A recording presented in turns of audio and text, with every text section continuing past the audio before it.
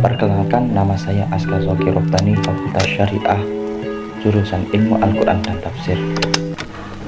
Pada kesempatan kali ini saya akan menyampaikan resuman-resuman dari materi-materi yang disampaikan oleh narasumber pada PPAK hari pertama sampai hari kedua. Sebelum menginjak ke resuman materi-materi, perlu kita ketahui bahwa PPAK tahun ini diikuti oleh sekitar 3.837 peserta mahasiswa, dengan rincian sekitar 3.794 mahasiswa angkatan 2021 dan sekitar 43 orang mahasiswa angkatan tahun 2020. Mahasiswa baru tersebut terbagi pada 7 fakultas, dengan rincian Fakultas Syariah sebanyak 596, Fakultas Ilmu Tarbiyah dan Keguruan sebanyak 963, Fakultas Humaniora sekitar 402, Fakultas Psikolog sekitar 259, Fakultas Ekonomi sekitar 579, Saintek sekitar 811, dan Fakultas Kesehatan dan Ilmu Kedokteran sebanyak 108. Dalam PPAK tahun ini, banyak sekali materi-materi yang disampaikan oleh berbagai narasumber, baik itu narasumbernya dari kakak-kakak tingkat kita sendiri, para dosen, bahkan ada yang dari tokoh nasional. Kita sebagai para mahasiswa baru atau peserta PPAK tahun ini sangatlah bersyukur karena mendapatkan materi-materi baru, ilmu-ilmu baru, dan semoga kita para mahasiswa baru dapat menyerap, mengamalkan materi-materi tersebut. Akan tetapi di sini saya akan menyampaikan sedikit resuman dari materi-materi yang telah disampaikan dari hari pertama sampai pada hari kedua. Pada hari pertama PPAK 2021, tepatnya pada tanggal 31 Agustus 2021, banyak sekali materi yang disampaikan oleh berbagai narasumber. Akan tetapi saya hanya meresum sekitar 2 materi yang kami resum dari materi-materi yang disampaikan oleh narasumber. Berikut adalah resuman saya pada hari pertama. Materi pertama yang disampaikan di PPAK hari pertama adalah tentang profil UIN Malang, yang disampaikan oleh rektor langsung, yakni Profesor Dr. Ahmad Zainuddin. Yang pertama adalah yang dibahas adalah transformasi kelembagaan, cikal bakal UIN Malang. Cikal bakal UIN Malang atau yang kita kenal UIN Maulana Malik Ibrahim Malang ini dimulai dari Fakultas Tarbiyah IAIN Jogja yang berada di Malang. Itu terjadi pada tahun 1961. Jadi pada 1961 UIN Maulana Malik Ibrahim ini bernama Fakultas Tarbiyah IAIN Jogja. Karena apa? PT KIN tertua di Indonesia itu adalah Yogyakarta. Kemudian berubah lagi menjadi Fakultas Tarbiyah IAIN Surabaya. Itu terjadi pada tahun 1965. Dari Fakultas Tarbiyah IAIN Jogja berubah menjadi Fakultas Tarbiyah IAIN Surabaya. Itu terjadi pada tahun 1965. Kemudian setelah UIN Malang menerima kewenangan untuk membuka sekolah tinggi Islam pada tahun 1997, UIN Malang membuka sekolah tinggi yang bernama STAIN Malang. Setelah bernama STAIN Malang, berubah lagi menjadi UIIS, Universitas Islam Indonesia Sudan. Itu terjadi pada tahun 2002. Pada tahun 2004, nama tersebut diganti menjadi UIN Malang. Dan yang terakhir, pada tahun 2009 UIN Malang sudah memiliki nama, yakni UIN Maulana Malik Ibrahim Malang, yang telah kita kenal selama ini. Setiap lembaga mesti memiliki visi dan misi. Apa sih visi misinya UIN Maulana Malik Ibrahim ini? Visi UIN Maulana Malik Ibrahim ini adalah satu, visinya adalah terwujudnya pendidikan tinggi integratif dalam memadukan sains dan Islam yang bereputasi internasional. Visi ini singkat akan tetapi mempunyai makna yang cukup dalam. Dan misinya apa? Misinya adalah yang pertama, mencetak sarjana yang berkarakter ulul albab dan menghasilkan sains, teknologi, seni yang relevan dan berdaya tinggi. Di dalam misi tersebut ada 4 poin yang penting. Yang pertama adalah kedalaman spiritual, kedua keagungan akhlak, ketiga keluasan ilmu, dan yang keempat adalah kematangan profesional.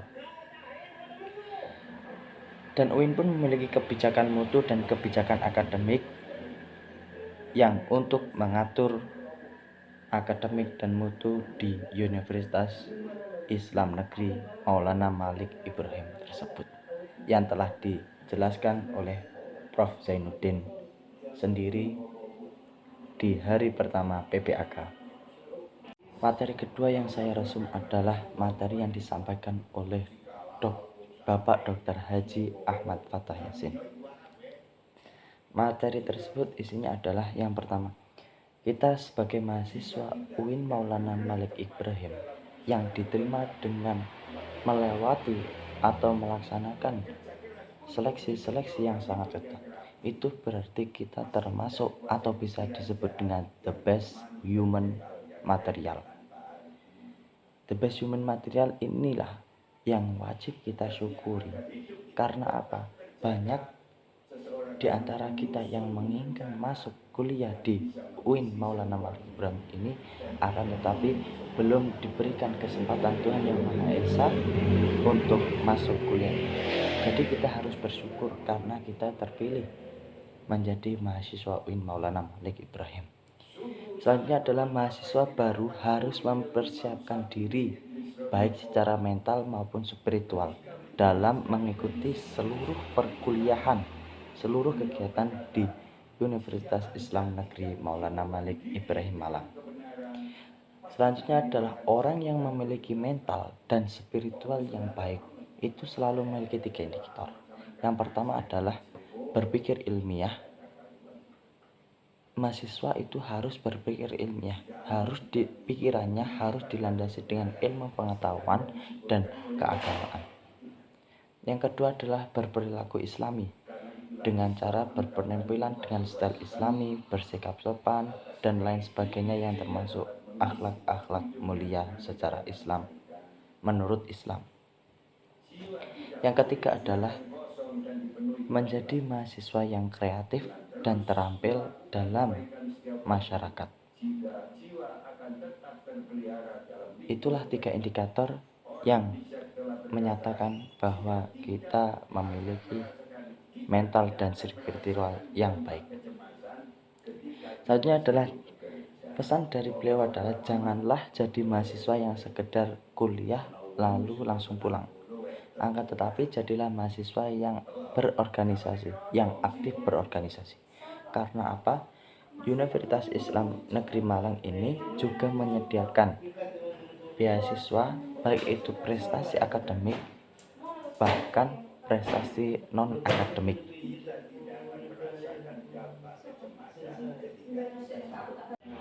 UIN Maulana Malik Ibrahim ini juga menyediakan akselerasi ketika semester 7, akan tetapi dengan seleksi yang sangat ketat sekali. Dan yang terakhir adalah lulusan UIN Maulana Malik Ibrahim bukan hanya sekedar jadi ustadz atau ahli agama, akan tetapi siap jadi yang lainnya. Kita harus bangga menjadi mahasiswa UIN Maulana Malik Ibrahim. Karena apa? Karena kita di sini bukan hanya diajari ilmu pengetahuan, akan tetapi juga diajari ilmu agama. Hidup UIN Malang. Pada hari kedua PBAK Univ Malang, Univ Maulana Malik Ibrahim, Malang, ini juga banyak sekali yang disampaikan. Banyak sekali materi yang disampaikan oleh beberapa narasumber. Dan kami juga senang dan bersyukur mendapatkan materi-materi baru, mendapatkan ilmu-ilmu baru. Akan tapi sayang saya hanya bisa meresum sekitar 4 materi. Yang pertama adalah tentang DEMA.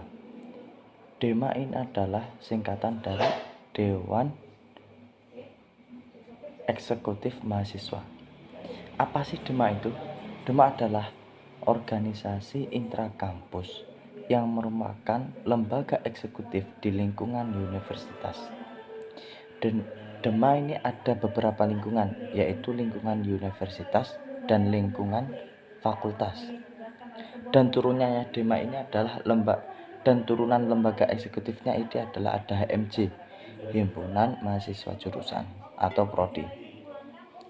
Apa sih fungsinya DEMA? DEMA ini adalah fungsinya sebagai pelaksana program organisasi kemahasiswaan. Dan yang kedua adalah sebagai lembaga yang mengkoordinasikan dan menginformasikan pelaksanaan kegiatan kemahasiswaan di tingkat universitas. Itu satu fungsi. Yang kedua adalah tugasnya. Tugasnya apa sih? Yang tugasnya adalah melaksanakan program kerja organisasi yang sudah disepakati oleh Senat Mahasiswa SEMAU dan mengkomunikasikan, menginformasikan kegiatan kemahasiswaan di tingkat universitas. Dan selanjutnya adalah melaksanakan koordinasi dan sinkronisasi kegiatan kemahasiswaan. Itu adalah yang dapat saya resum di materi pertama mengenai DEMA. Materi yang kedua adalah tentang Senat Mahasiswa Universitas, biasa disingkat SEMAU. SEMAU atau Senat Mahasiswa Universitas adalah lembaga legislatif yang berada di bawah naungan kampus atau universitas yang mengkoordinasi DEMA, UKM, dan HMJ. Apa sih visi SEMAU ini? Visi SEMAU adalah terwujudnya Senat Mahasiswa sebagai lembaga legislatif transformatif, kolaboratif, berdasarkan atas asas kebersamaan dan kekeluargaan, serta menjunjung tinggi profesionalitas.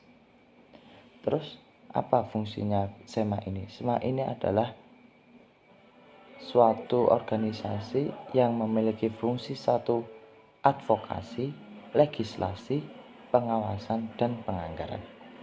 Nah, terus tugasnya apa? Tugas SMA ini adalah mengawasi dan mengontrol DEMA Universitas, memberikan izin setiap kegiatan yang akan dilakukan oleh DEMA Universitas, dan lain sebagainya, seperti mengesahkan peraturan DEMAU, dan seterusnya. Wewenang SEMAU ini adalah membentuk undang-undang yang dibahas dengan presiden mahasiswa, dan yang kedua adalah menanggung dan mempertimbangkan segala aspirasi mahasiswa. Materi yang keempat adalah kebangkitan bangsa menuju Indonesia tangguh. Sudah kita ketahui bersama bahwa pandemi COVID-19 sudah hampir 1,5 tahun melanda negeri kita tercinta ini. Dampak pandemi COVID-19 sangat tampak sekali. Dampak tersebut dirasakan baik itu di sektor ekonomi, sektor pendidikan, dan sektor lainnya. Contoh dampak COVID-19 di sektor ekonomi yang pertama adalah melemahnya daya beli. Apalagi pada bulan Juli lalu diterapkannya PPKM, semakin melemah daya beli tersebut. Yang kedua adalah hilangnya suatu pekerjaan. KSPI mencatat bahwa kurang lebih dari 50.000 buruh yang terdata yang terkena PHK sejak awal tahun 2021. Dampak COVID-19 ini bukan hanya menyerang sektor ekonomi, akan tetapi sektor pendidikan pun terdampak COVID-19 ini. Dampak yang jelas ada yang pertama putus sekolah.